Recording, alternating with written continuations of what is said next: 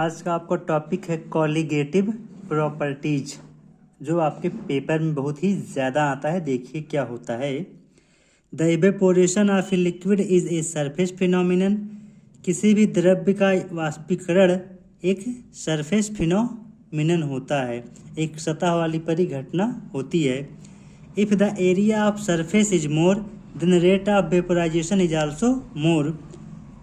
जो एरिया होगी उस सतह की, मतलब जो क्षेत्रफल होगा उस सतह का, अगर वह ज़्यादा है तो जो वाष्पीकरण की दर होगी वह भी ज़्यादा होगी।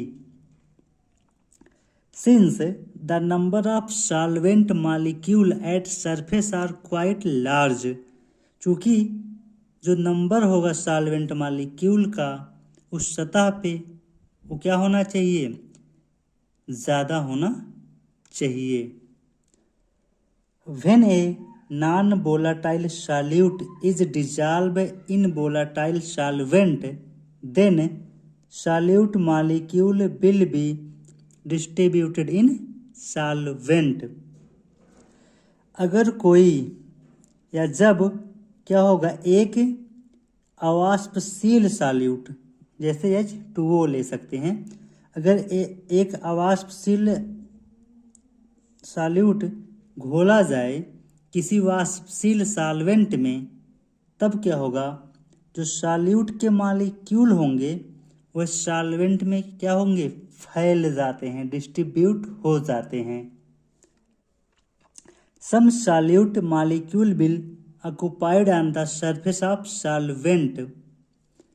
कुछ जो सॉल्यूट के मॉलिक्यूल होंगे वह सॉल्वेंट की सतह पे पाए जाते हैं।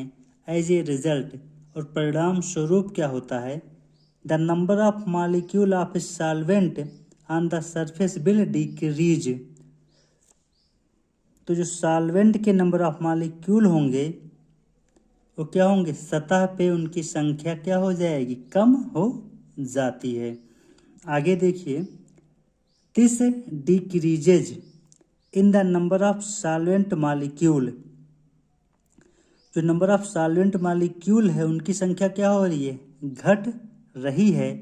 उसके कारण causes rate of vaporisation decrease.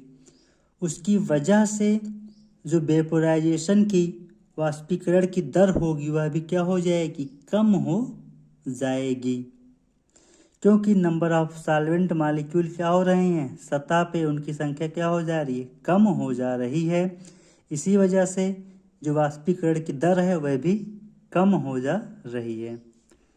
In other word, इसी को हम दूसरे शब्दों में कहें, the vapour pressure of solution. जो वेपर प्रेशर होगा किसी सॉल्यूशन का will be less than solvent. वो क्या होगा, कम होगा, किसकी अपेक्षा, किसी सॉल्वेंट की अपेक्षा। Known as lowering of vapour pressure. इसी को हम लोअरिंग ऑफ वेपर प्रेशर कहते हैं। ये बात आपको समझ में आ गई होगी। आप यहाँ से यहाँ तक अगर पैराग्राफ अच्छे से पढ़ेंगे एक बार दो बार, तो आपको क्या बताया जा रहा है समझ में आएगा। Since the vapour pressure decrease and boiling point of solution will be more than pure solvent, this is known as elevation in boiling point। चूँकि जो वेपर प्रेशर हो क्या हो रहा है, कम हो रहा है, and boiling point of solution, जो बॉइलिंग पॉइंट होगा किसी विलयन का, विल बी मोर, वह क्या होगा, ज़्यादा होगा, देन प्योर सॉल्वेंट, किसी शुद्ध विलायक से ज़्यादा होता है किसी सॉल्यूशन का boiling point. This is known as, इसी को कहा जाता है elevation in boiling point. Boiling point में क्या हो रहा है, उन्नयन हो रहा है, या बॉइलिंग पॉइंट में क्या हो रहा है, एलिवेशन हो रहा है। Similarly freezing point of solution is less than pure solvent.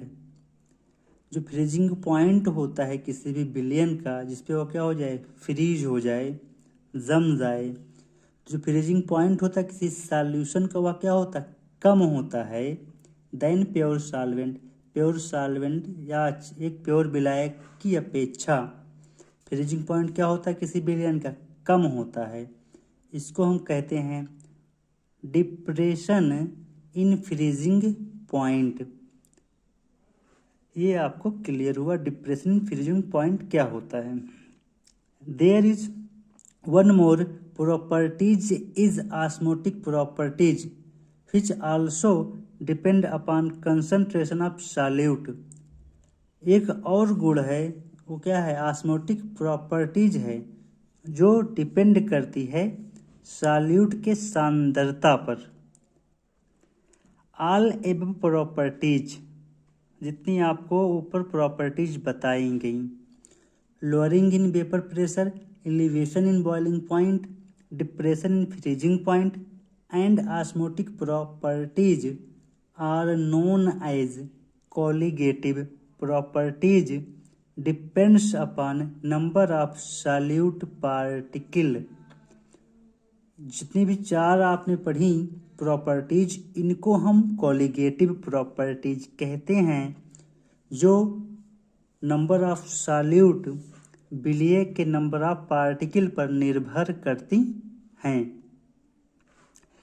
ये आपका था कॉलिगेटिव प्रॉपर्टी।